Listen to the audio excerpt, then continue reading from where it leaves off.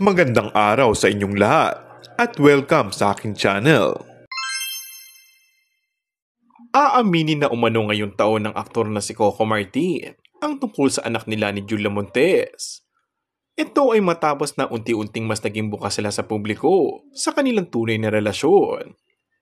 Ayon nga sa aktor, ayaw niyang ipagkait kay Julia na hindi man niya lang ito maipagmalaki o maiflex, kaya't inaasahan na sa taong ito ay all-out na ang pasabog na aaminin tungkol sa kanilang mga anak. Nauna nang naging agaw pansin sa maraming netizens at fans ang pagtawag kay Julia Montes bilang nanay at tatay naman ang tawag nito sa aktor.